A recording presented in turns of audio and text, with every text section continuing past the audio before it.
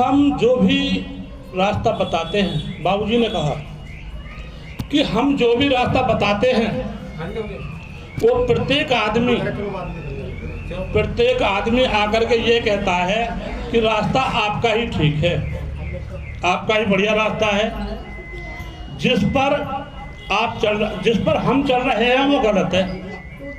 यानी बाबूजी जिसके पास गए उसने ये कहा कि जो रास्ता आपके पास है वही रास्ता ठीक है, जिस पे हम चल रहे हैं वो रास्ता गलत है।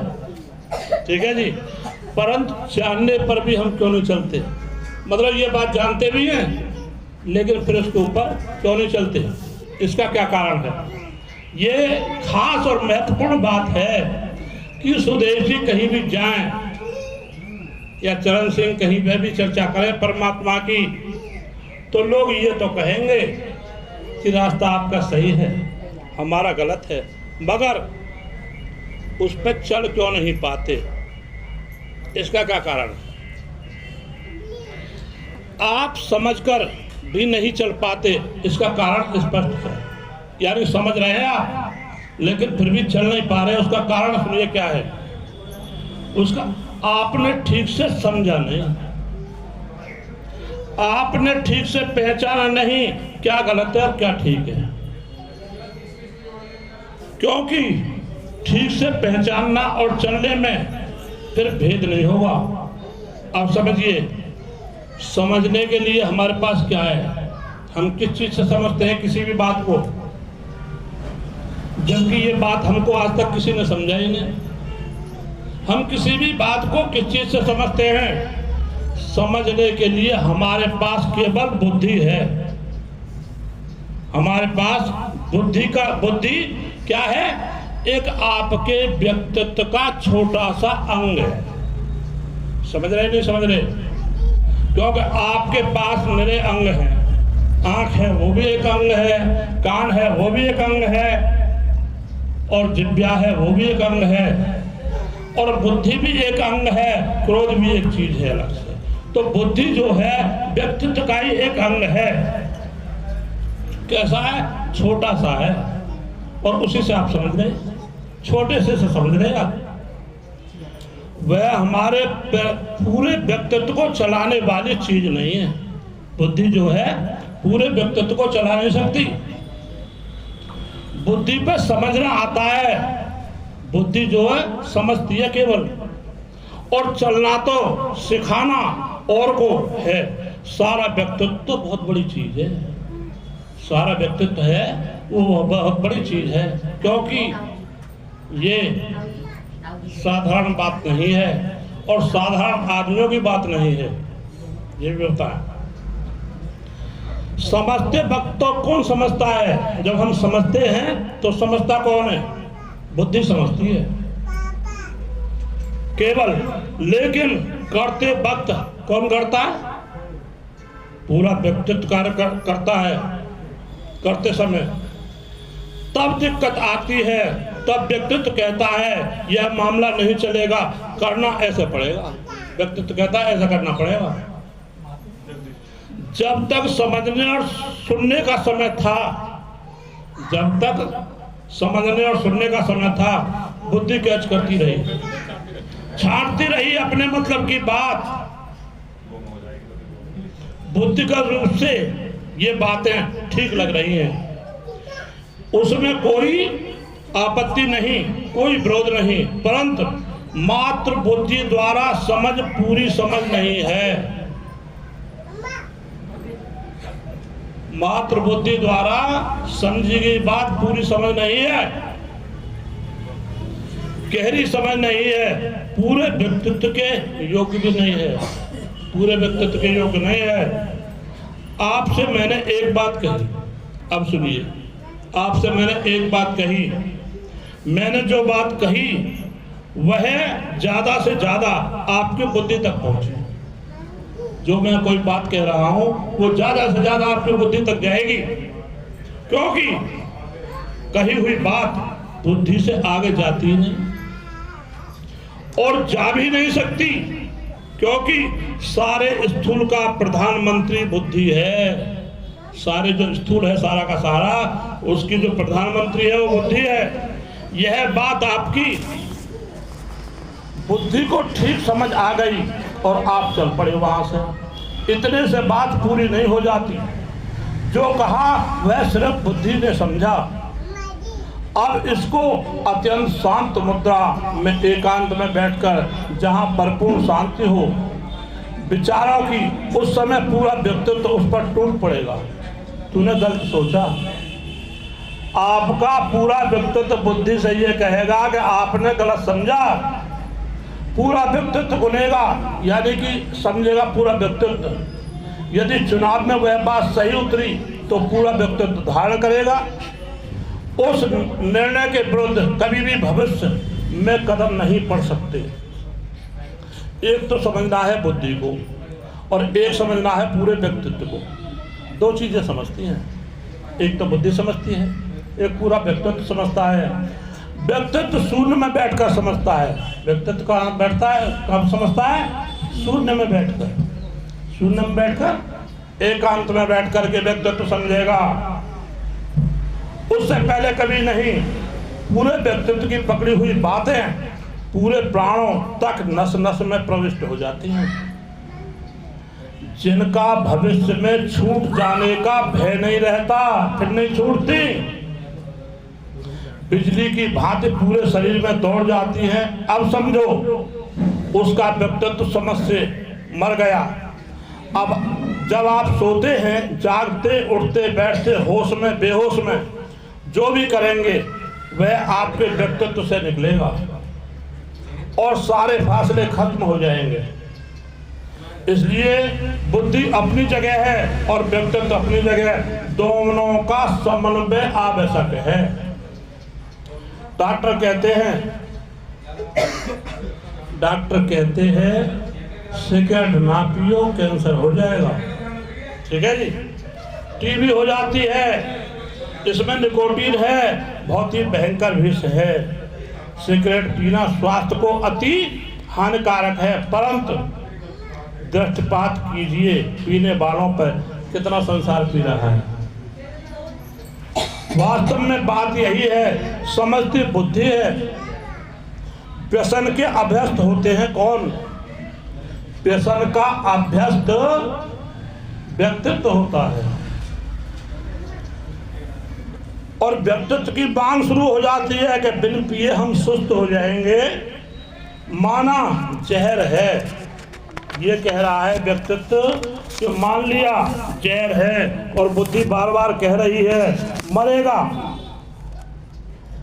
मरेगा भी तो 20 साल में मरेंगे, इतने में तो बुढ़े हो जाएंगे और बुढ़ापा मारने को ही आता है। अब तो पियो और पीने दो। यानी कि व्यक्तित्व और बुद्धि में फर्क आ गया। एक आदमी कह रहा है, एक कह रहा है लाओ। व्यक्तित्व कह रहा है कि लाओ और बुद्धि कह रही है कि नहीं। व्यक्तित्व कहता है मान लो हम शराब, शिकार, सिगरेट न पिए, बिना पिए जिए भी तो ऐसे जीने से क्या, हमें यह बताओ फालतू समय में हम क्या करें। जिंदगी नीरस बेस्वाद जीने से तो मरना बेहतर। न पीने से तो अमर तो हो नहीं जाएंगे। यही तो होगा 5 साल पीछे मरते, पीने पर 5 साल पहले मर जाएंगे। हमसे ज़्यादा और इससे ज़्यादा और क्या। सवाल यह है कि इस जीवन में फिर करने के लिए रह ही क्या जाएगा। आनंद के प्रसाधन है ही क्या। यदि वह खाना पीना ही बंद हो गया तो शेष रह ही क्या जाएगा जिसके लिए जिए। न पीने पर अमर तो हो नहीं जाएंगे, मरना तो अवश्य है। जब पूरा व्यक्तित्व ऐसी दलीलें देता है, जब पूरा व्यक्तित्व ऐसी दलील दे रहा है तो इंसानियत, मानवता अकेली रह जाती है, अवाक हो जाती है। अपना ही जब अपने को न समझे, जब अपना ही अपने को नहीं समझ रहा, जब अपना ही अपने को न समझे, आपा ही जब आपे के नाश के पक्ष में हो, तो कुशल कहाँ इन सब दलीलों के गर्भ में, सिवाय इसके और कुछ नहीं कि आपके पूरे व्यक्तित्व को पहुंच नहीं पाए वास्तविकता की सुगंध। मेरे कहने का मतलब यह है कि जब तक पूरा व्यक्तित्व न समझे पूरा परिवर्तन नहीं आ सकता। जब तक पूरा व्यक्तित्व नहीं समझेगा पूरा परिवर्तन नहीं आएगा। यह फर्क टोटल अटेंशन कहा जाता है। जब पूरी तरह से अटेंशन मिलेगी व्यक्तित्व को क्रांति आ जाएगी अपने में, और अपने में विद्रोह कर बैठेंगे। यानी कि आप में जो है वो आपसे ही विद्रोह करने लगेगा। जो अवयव हमारे ही हमें उलझते देख रहे हैं, आपस में लड़ रहे हैं, हमारे अवयव हमसे ही, और चुपचाप बैठे हैं, चीख उठेंगे, विद्रोह कर उठेंगे। यह सब तभी होगा जब स्वयं के अनुभव में आएगा। अब चूंकि दूसरा अपने अनुभव से समझता जा रहा है, तो जो आसुरी वृत्तियां आप में विद्यमान हैं वे पावर में आई, छाई हुई हैं अपने आपे पर। अन्न की उन बातों को क्या सुनने और समझने का अवसर देंगी जिनसे उनकी विलास लीलाओं में बाधा आती हो, जिनसे उनकी क्रीड़ाएं निष्प्राण होती हों। जिसने कुछ देखा नहीं वह देखकर ही शांत होता है। यहाँ पढ़े लिखों की प्रधानता है, यह पढ़े लिखों का पागल खाना है। यह याद रखने लायक घटना है। 7 विचित्र भी दुनिया में जितने भी बलशाली शब्द बोले हैं, दुनिया में जितने भी बलशाली शब्द बोले हैं वो किन्होंने बोले हैं?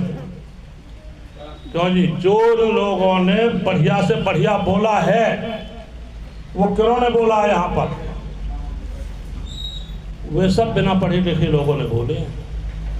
क्यों जी? यहाँ पढ़े लिखों ने कुछ नहीं बोला, यहाँ जो भी बोला है वो बिना पढ़े लिखों ने बोला है। उन्होंने अपना बोला है। अब आप देख लो कि रामायण के रचयिता कौन थे? वाल्मीकि थे, कितने विद्वान थे। उनके बाद तुम्हारी तुलसीदास आ गए, वो भी कितने बड़े विद्वान थे, धार्मिक आदमी थे। ये आप जानते होंगे, उनकी कहानी सुनाने की तो जरूरत ही नहीं। सांप पकड़ के अट्टे पर चढ़ गए, समझ गए ना, और मुर्दे के ऊपर चढ़ के नदी पार कर दी। ये तो आप लोगों को सबको पता है। भागवत में सब सुनाते रहते हैं इनको, जो मैं सुना रहा हूँ सब थोड़ी सुनाते हैं। वो भागवत उन्हीं कथाओं को सुनाते हैं कि मतलब तुलसीदास नदी पार करने के लिए मुर्दे के ऊपर चढ़ बैठे और उसको वहाँ तक जो है मतलब पार कर दी नदी। और जब अट्टालिका पे चढ़े, घरवाली की जब ज़्यादा भय सता रहा था, जब अट्टालिका पे चढ़े तो सांप लटक रहा, उसको पकड़ करके चढ़ गए। लेकिन उनसे ज़्यादा धूर्त आदमी तो कोई था नहीं, जिन्हें कोई दिखाई नहीं दे रहा। और उसके बाद जो है उन्होंने रामायण की रचना कर दी। रामायण नहीं डाली किन्होंने? तुलसीदास ने, जो रामायण के आचार्य हैं, बड़े बड़े व्याख्या देते हैं उसके ऊपर। उसको लिखा किसने? बिना पढ़े लिखे आदमी ने लिखा। आज को एक बात है और बताएं, आप मुसलमानों की कुरान पे उंगली भी नहीं रख सकते। किसने लिखी? मोहम्मद ने बोली है जी। तो क्या है, मोहम्मद के पास कौन सी पढ़ाई थी? कहाँ पढ़ा मोहम्मद ने? सिवाय ज्ञान था जो मामूली से काय का ज्ञान था मोहम्मद के पास। मोहम्मद के पास ज्ञान किस चीज का था जी? बता सकता है कोई? भेड़ चराने का, चरवाहा था, उसी का ज्ञान था। भेड़ें किधर को जाएंगी, ये ज्ञान था मोहम्मद के पास। लेकिन उसकी कुरान पे आप उंगली भी नहीं रख सकते। किसकी पे? मोहम्मद की पे। सुनिए, और एक बात और बताएं, अगर दुनिया में सबसे ज्यादा मूर्ख कोई होता है तो वो चरवाहा ही होता है। चरवाहे से ज्यादा कोई मूर्ख भी नहीं होता। तो ये बाबूजी ने लिखा है कि चरवाहे से अधिक मूर्खता किसी में नहीं बखानी जा सकती। और बताएं, ईसा के पास कितनी विद्याएं थी? ईसा भी कोई विद्या नहीं थी ईसा के पास भी। और कृष्ण भी कौन से स्कूल में गए जी बताओ? कृष्ण का विद्यालय भी आप बताइए कौन से में गए, कौन से गुरुकुल में पढ़े? नहीं। गायों के पीछे घूम रहे थे। अब आप ग्वालियों की बात तो जानते हैं, जो गायों को चरा रहा है वो कैसा होता है। तो कृष्ण के पास में जो ज्ञान था वो गाय चराने का था, गाय चराने का ही ज्ञान था कृष्ण के पास। और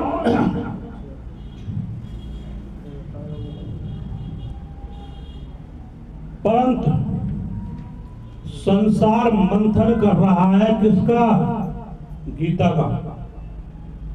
संसार मंथन कर रहा है गीता का। मैंने इसलिए बंद करा दिया है कूलर, एक ज्यादा हल्ला मचाता है।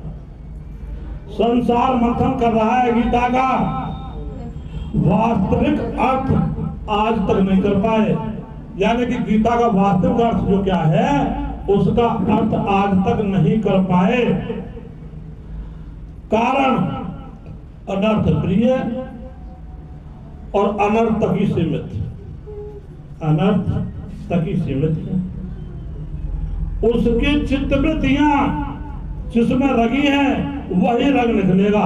अर्थ यदि किया भी तो सावन के अंधे को हरा ही हरा दिखेगा और जीवन पर्यंत उसी को देखता रहेगा। महापुरुषों के शब्द में अब भी वही ताजगी है, महापुरुषों के शब्दों में अब भी वही ताजगी है। वही पर लिए बैठे हैं वो सब, अपने में संसारी ऐसे शब्द समझ भी नहीं पा रहा। संसार का जो आदमी है ऐसे शब्दों को समझ भी नहीं पा रहा। बेचारे बोले कैसे? क्योंकि ना तो आत्मा जागृत है, जब आत्मा जागृति नहीं है तो बोलेगा कैसे? बल आए तो आए कहां से,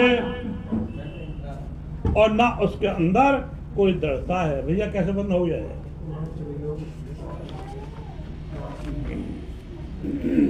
तो हेलो चालू हो जाएगा।